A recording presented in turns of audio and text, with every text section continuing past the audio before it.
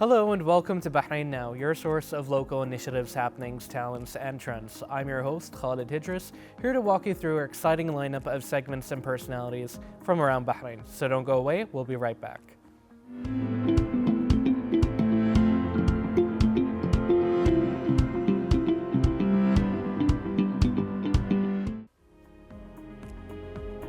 A unique initiative is making a meaningful difference. Hela Cafe by Alia Center. This inspiring space is the kingdom's first cafe run by young adults with autism.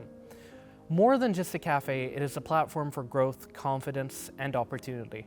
Hela, meaning welcome, truly reflects the warmth and purpose behind this project, as the cafe serves as a bridge between the community and individuals. And to know more about that, we are pleased to be joined here in the studio by the Vice President of the Bahrain Society for Children with Behavioral and Communication Difficulties, Sheikh Rashid bin Mohammed Al Khalifa. Welcome, how are you doing today, Sheikh? Very well, thank you. I hope you are doing well, and I'd like to thank you for having me here today. Absolutely, it's our pleasure to have you, so thank you so much for your time. Pleasure is mine. To start off with, can you tell us about the establishment for the Bahrain for Children with Behavioral and Communication Difficulties and its main vision and mission? Sure. So the Bahrain Society for Children with Behavioral and Communication Difficulties was established in the year 2004. The first organization or center under the mother organization is Alia, the Alia Center for Early Intervention, also known as the Alia for Early Intervention Center. The goal, obviously, firstly, is early intervention. That's usually the first part of any establishment, and I think that applies to all of us, and then we build up step by step. The main reason as to why the organization was established obviously all comes from the needs of the Bahraini society, and I think it happens with every establishment and every organization. Nothing builds up except when there are main and valid needs. The main need was basically having an organization that can support technically, emotionally, and with its services the cause, being to support the individuals from the Bahrain society who have behavior and communication difficulties. Obviously, we're mostly known for autism. When it comes to our establishment today in 2026, we have grown a lot, alhamdulillah, with the leadership of Her Excellency Dr. Sheikh Rania bin Ali bin Abdullah Al Khalifa, the president of our society.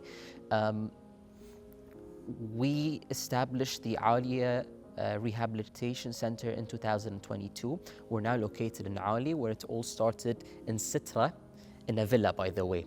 Wow. So that started in a place that, at least it was available.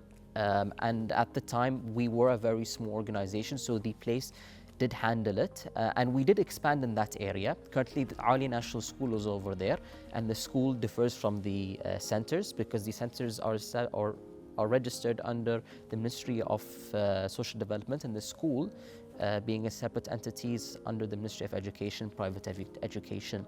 We also have a clinic called the Al Maali Clinic, as well as Hela Cafe, which we'll be talking about shortly, and other parts of our under the umbrella of our society. Wonderful, thank you so much for that, and it's great to see how the vision has led kind of the evolution of this initiative, and how has the society evolved over the years in terms of its structure and services and impact? Well, as I mentioned previously, in 2004, the organization has established. It followed by the establishment, or let's say the expansion of the center, so we expanded a lot.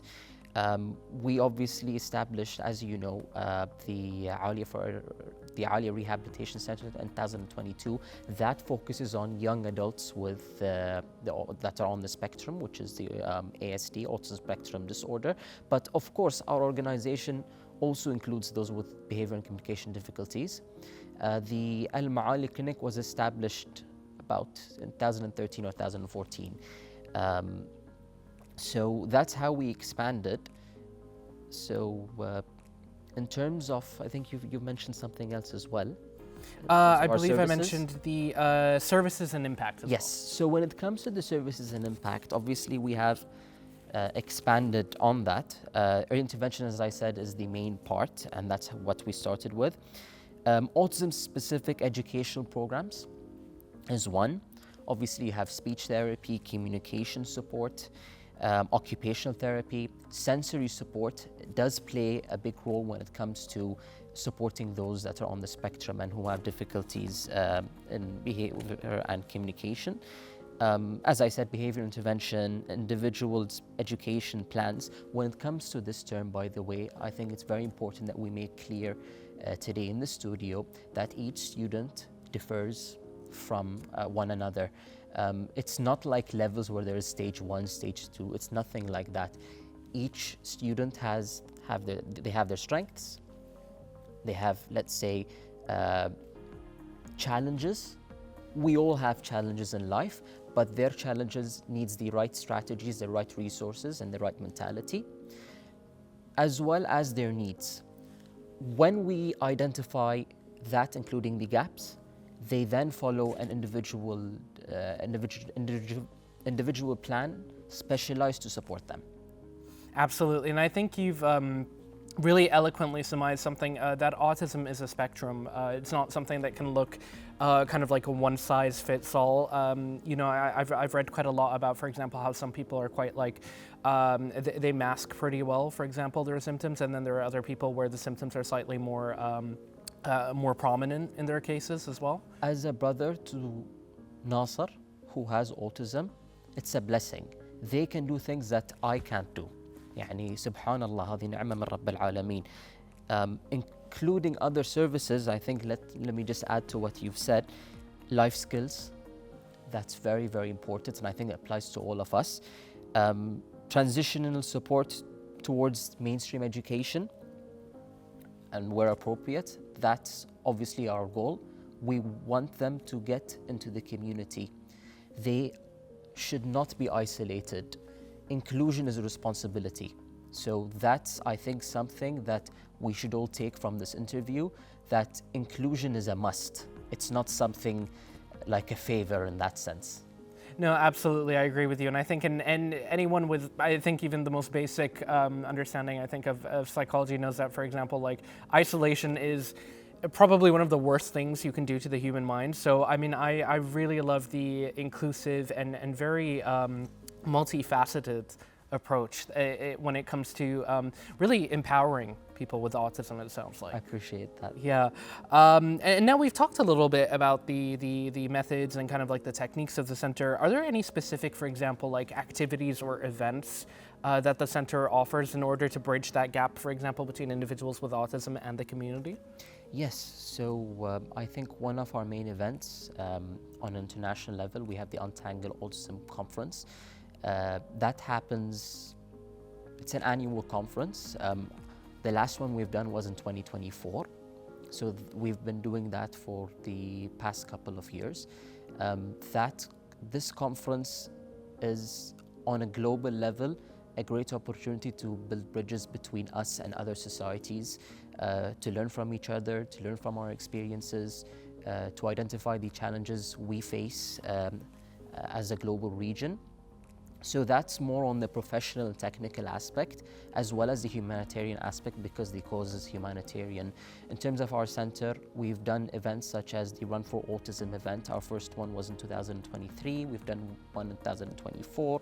And the last one that we've done was in 2025. So it's a marathon event, a sports event. It went viral in Bahrain and many people joined, all thanks to their support. We also have things such as our collaborations, which we really appreciate with the different sectors in Bahrain, the government sector, the private sector, name it, different types of organizations in the country. We work with the Ministry of Interior, the college that they have for the Royal Police Academy, as well as other parts of the Ministry of Interior, where we give awareness workshops, as I think the responsibility is not just on us, it's on everyone in the country. So when we spread such awareness, how to deal with individuals with autism, what happens when a social challenge occurs, I think it's very important that we understand how to deal with it. The main side of any situation would be your mentality. If you can keep calm, understand what's going on, be logical, they're a blessing. They just need specific support. That's it. Absolutely, and I think you've touched a bit on this, but I kind of want to delve deeper into it. We've been talking a lot about like building bridges, for example, and you've mentioned the collaborations. Whether it's local or international, why is it so important to have these collaborations with different entities when it comes to tackling the challenges that come with having autism? Good question. At the moment, the cases are rising. I'm not sure if you heard about this. Cases are rising. We're not alone. It's something we need to do together. This includes the education sector, especially schools, the inclusion of including individuals with special needs. This includes the workplace, and we've been doing a lot of initiatives, I believe, that we will talk about, inshallah, being the on-job training program. It's very important because, as I said, it goes back to the same point. It's a responsibility, and they're no different than us. They're human beings, we're human beings. No matter what we have the same rights. And I think that's very clear. And our constitution says that when it comes to the rights to education, as well as many other sources and factors. It's a humanitarian principle. Absolutely, and alhamdulillah, in the Kingdom of Bahrain, that's always kind of been enshrined, that everyone has equal rights here, and where there are perhaps challenges, there's always a plan in place in order to make sure that everyone has like that equal access. Now, I imagine that there are a lot of people, especially like you said now, because the cases are rising, I think as well because there's more, and feel free to correct me if I'm wrong here, I think now because there's more of an understanding of how autism works and people understand it better, people have been able to identify it where maybe some cases have spilled through the cracks in the past. I imagine that there are a lot of people interested in getting involved in your mission. So could you tell us, for example, how anyone interested could get involved with the center? Sure. I mean, there are a number of ways to support the cause, being alone a humanitarian cause, as well as the other factors that I've mentioned. First of all, spread the word. That makes a difference. They can volunteer. They can visit our center. If they're individuals or organizations, we've been having a lot of visits recently. Be a customer to Hala by Alia Cafe. Like, I have a question, if you don't mind. When it comes to cafes, as human beings, we go there to, get something to drink, to socialize. It's more of a social hub, especially in Bahrain, the F&B sector. It's a well-focused and well-demanded sector. Yes. So when it comes to that, if you go to Hala Cafe, it's a bit different in a very positive way. They will be able to meet our youth with ASD. So that's a platform. There are many other ways to support us as well. Name it. The simplest things does make a difference. And any other way that anyone wants to collaborate with us for the cause, our doors are open, and we will be more than happy to sit down with them and work forward for the benefit of Bahrain. That's wonderful to hear. And I think as well the cafe itself bridges maybe a gap that perhaps maybe those especially, people always talk about how in general, anyways, it is kind of harder to make friends when you're an adult. And I imagine that if you have ASD, then perhaps that can also add an extra layer of challenge. It depends really. We have some that are very social. You have some that, they need, we're working with them on the social side. And it even applies to those who do not have ASD. Some are less social than others. That does not make a difference. As I said, any room for improvement, we should always focus on that. And when we discussed about how the Kingdom of Bahrain is very collaborative, and especially the communities that we have and the different parties, we're a small country and it's to our benefit. Alhamdulillah, it is a blessing. I think moving forward, this applies to us and to other parties. If we monitor the room for improvement when it comes to any individual, any organization, any workplace, name it, if that is monitored, I believe that we will be having a consistency, inshallah. Inshallah. And now actually I'm curious, how do you measure, for example, the impact that the center has? For example, do you hold meetings, for example, with individuals with ASD? Do you get their input or feedback in any sort of way? Well, it's a couple of things here. When it comes to measuring impact, first of all, you need to look at the communities that we have. You have the students, obviously they give their feedback as well. You have the parents, they give their feedback as well. It's very important to listen to the parents and the guardians as well, because when it comes to education and upbringing, it is a collaboration between the institution and the parents. They see us a couple of hours a day. They stay with the parents as well. So I think any success would be a strong collaboration between the two parties. When it comes to community participation through our events, through different opportunities that we have, it is very important when it comes to spreading awareness.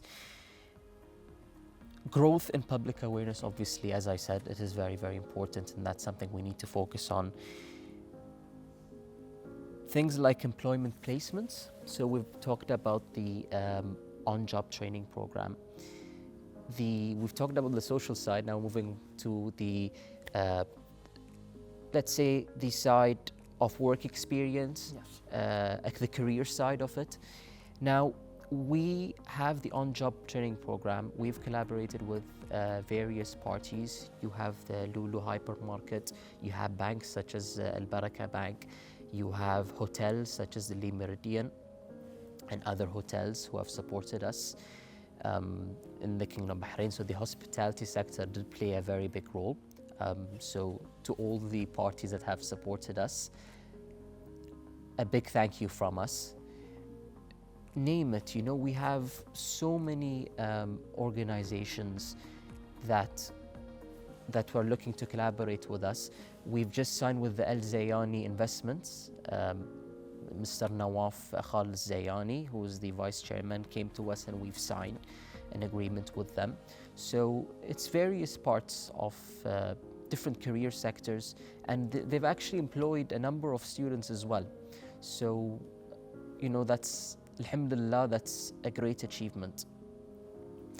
Wonderful. I mean, it's great to see, again, it's so multifaceted in the way that you empower them through, like you said, it's not just socially, it's also in the career field. And also to see how your collaborators are willing to take them in and to give them the opportunity and to really take the time to allow them to flourish in those fields. And I think you've managed to kind of do both with Hella Cafe. And I want to go back to that because, you know, we've gotten into a pretty deep discussion about you know, the center and its contributions here in the Kingdom of Bahrain. But Hella Cafe has kind of married those ideas of, for example, the social and the career side. Exactly. And in and of itself is quite an innovative idea. I want to know where the spark behind that idea came from. So obviously, Dr. Sheikh Arania, she ordered the establishment of the cafe.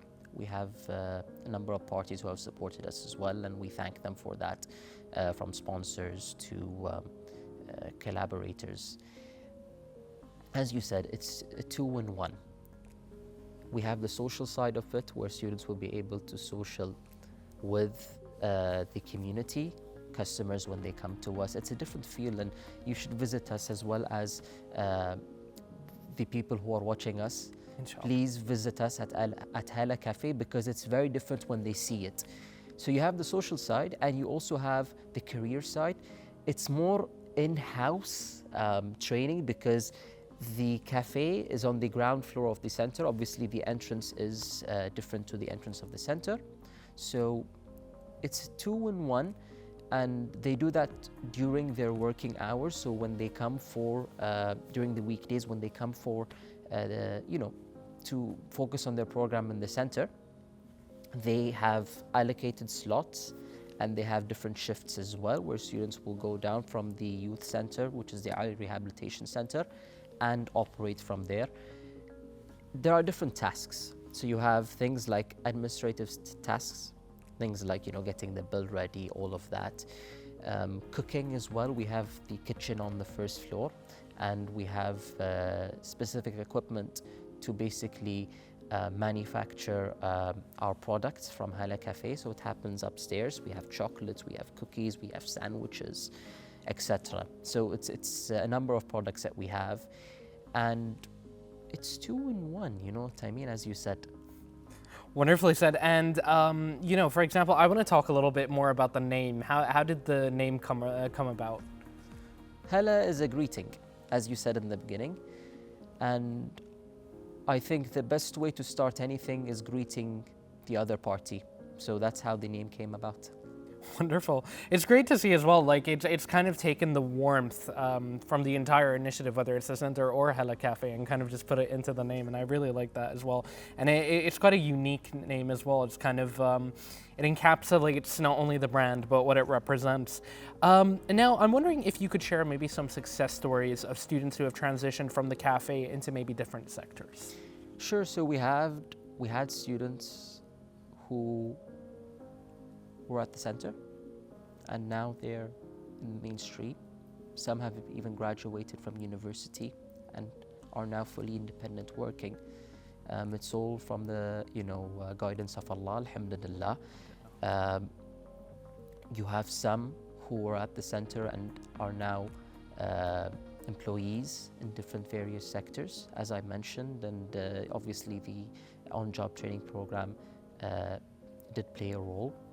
You have some who are artists. We even have a workshop at the center where we do things, when it comes to manufacturing, when it comes to painting. Art is an expression as well. So, that's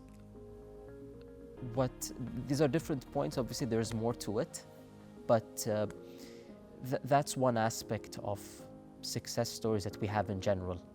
Wonderful. And again, it's great to see that you're also giving them also other outlets as well, like something like art, which a lot of people find therapeutic. So, I mean, it's great to see that being utilized as well. Now, I want to revisit when we talked earlier about, for example, collaborating with different fields, like, for example, food and beverages, hospitality, all that. Obviously we understand how it can be a great boon to people with autism, but how has the feedback been from your partners as well, who have taken on individuals with autism? The feedback has been great. First, some parties thought it was a challenge, but I think it all comes with mentality. It all comes with, you know what I mean. The goal is very clear. The shared responsibility is clear, and I think when they visited our center, when they understood the cause better, they met people that are on the spectrum. They came to realize that, we all have to act together on that responsibility. The feedback has been great. We're in constant contact with the parties who are in collaboration with us. And, we try to support each other as much as needed. If they need anything, they always also refer to us in terms of technical guidance. And we also have parties from our side, be on, in the campus or in the area where the work experience is taking place. So we do provide that support as well. So it's more of a collaboration, and I think that's very important. And now I want to go in a completely different direction from the career path and talk about what is arguably one of the most important social structures in Bahrain, which is the family. How do they benefit socially and emotionally from initiatives, for example, like Hala Cafe, and what has their feedback been like? Interesting question. When it comes to that, it's very hard to explain it. You have to see it. But when a mother or father, I'm not a father yet, but when a mother or father sees their child and looks at them,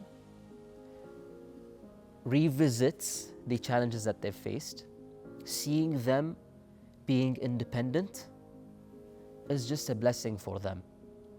It's very hard to describe such thing, but it's something that they're very proud of.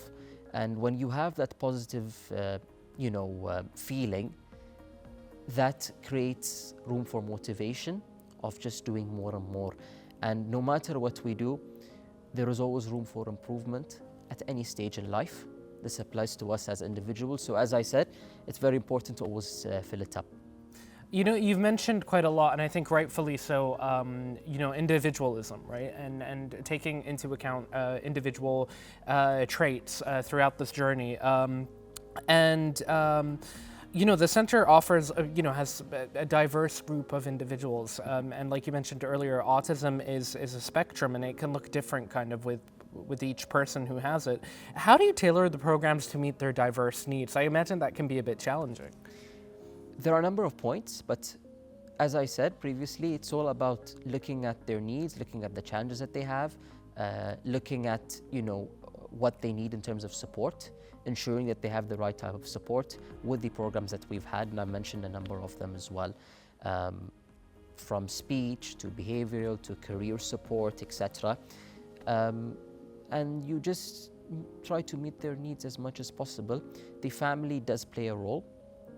Acceptance from their part also plays a role.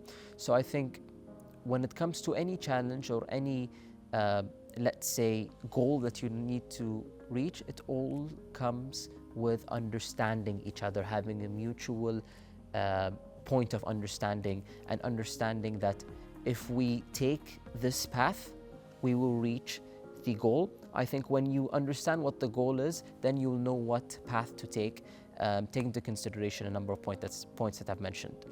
Wonderful. And why is routine and structure so important with individuals on the autism spectrum, and how do your programs maintain that stability? It's important because students will be able to understand what to expect. You know what I mean? When they come in, they understand that they have different periods in the day when they're at the center. So it all comes with being emotionally ready, being psychologically ready. I would use the word mentally ready. And I think it applies to all of us. When we, in a sense, try to get our day together and, we'll be like, okay, we have an appointment here, we have a meeting at this time I need to get my work done, at this time I need to go to the gym. So it's not more of a surprise. And I think it's a humanitarian aspect as well. And I think it applies to all of us, being motivated to commit as much as we can.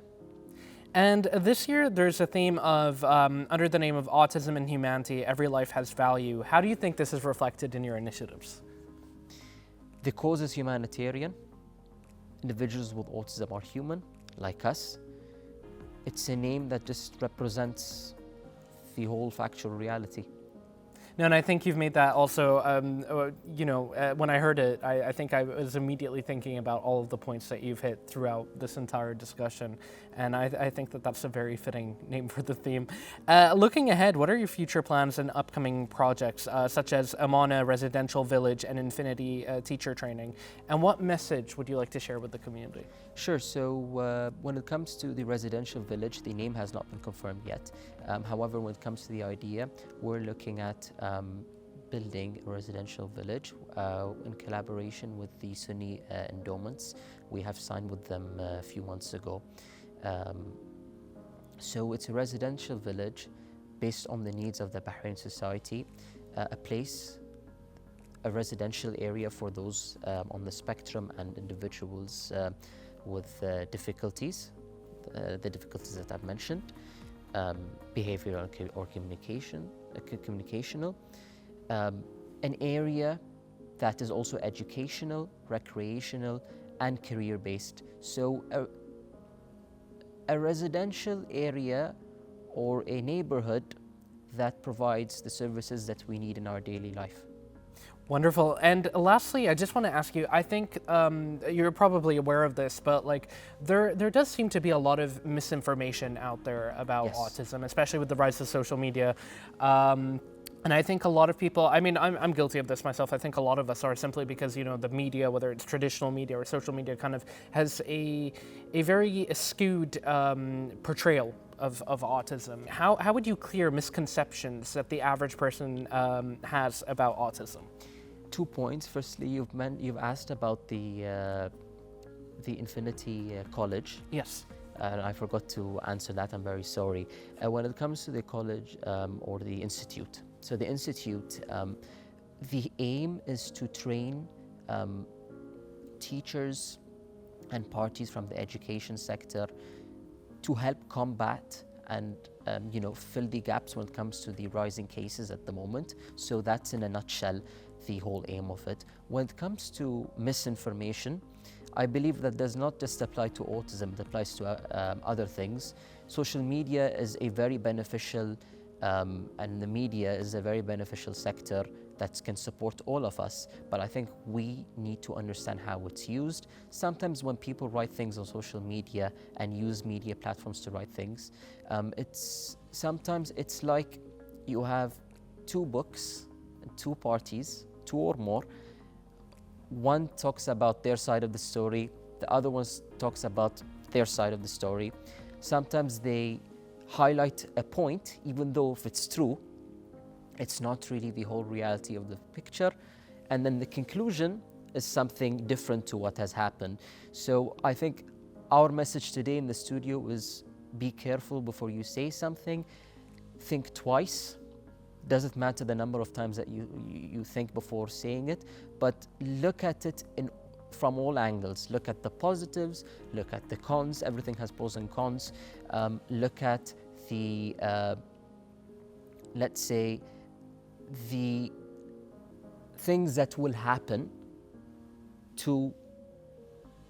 because of the step that they take. So I think it's very important that they study it from all angles and then decide, if it's worth it or not.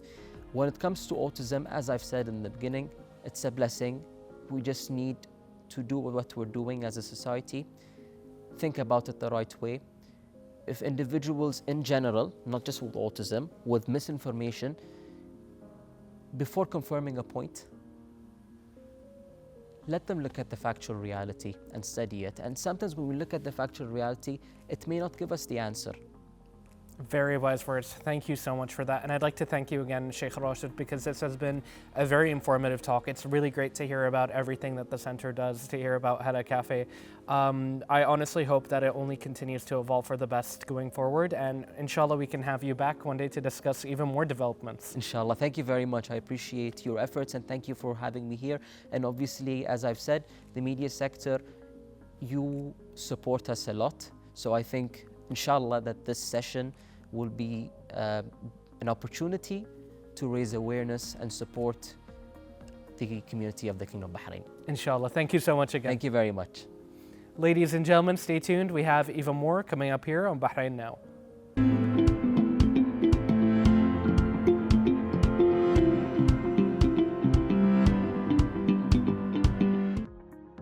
This brings us to the end of today's episode. Thank you for watching, and you can always reach out to us on our social media accounts shown below. We love to hear from you. This was Khalid Hidris. Until next time, good night and God bless.